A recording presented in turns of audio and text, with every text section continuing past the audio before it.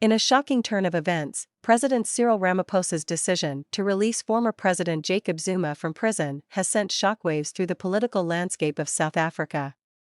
The move, seemingly intended to ease tensions and promote reconciliation, has instead raised questions about Ramaphosa's integrity and leadership abilities. Zuma, who was serving a 15-month prison sentence for contempt of court, was released on medical parole due to his reported ill health.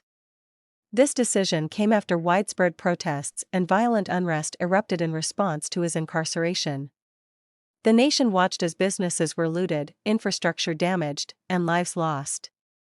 Many had hoped that the imprisonment of Zuma, who has been plagued by corruption scandals during his presidency, would send a strong message against impunity and corruption in South Africa. However, Ramaphosa's decision to grant medical parole to Zuma has ignited a firestorm of criticism. Critics argue that the move undermines the rule of law, sends a message that political elites can evade justice, and undermines efforts to combat corruption within the government. Observers point out that the timing of the release, coming amid ongoing investigations into corruption within Ramaphosa's own party, raises suspicions about the motivations behind the decision. The release of Zuma on medical parole raises serious concerns about the integrity of our justice system, said John Kumalo, a political analyst. It sends a message that those in power can escape the consequences of their actions, and this erodes public trust in our institutions. The decision has also strained Ramaphosa's relationship with his own party, the African National Congress (ANC).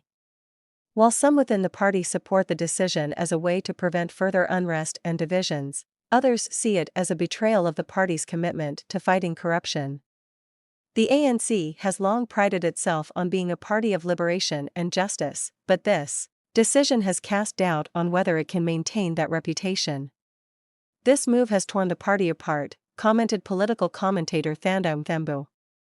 Ramaphosa's leadership is now under scrutiny, and his ability to unite the ANC is in question.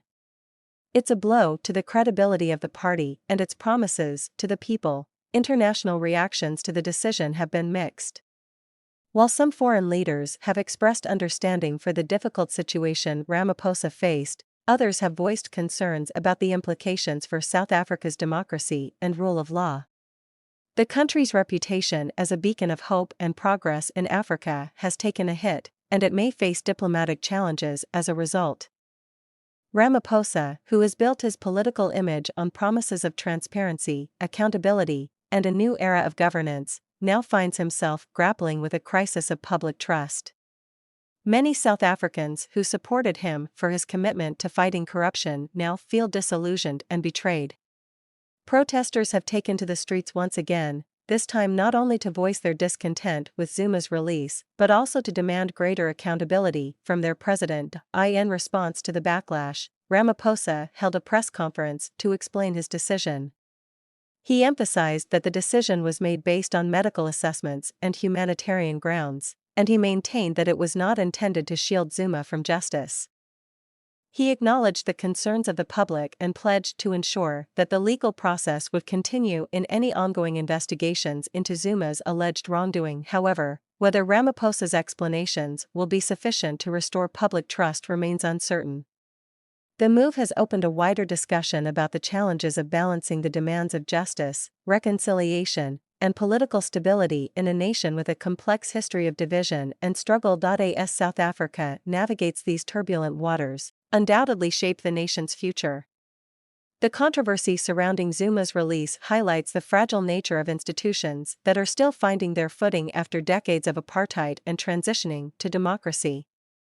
The incident serves as a reminder that true progress is not only about the absence of conflict, but also about the establishment of a just and accountable society. In the aftermath of this decision, the eyes of the nation are on Ramaphosa, as well as on the ANC and other political leaders. The outcome of this controversy will undoubtedly influence the trajectory of South African politics and its efforts to move forward from its troubled past. As the nation grapples with its identity and aspirations, the question of integrity in leadership remains at the forefront of its collective consciousness.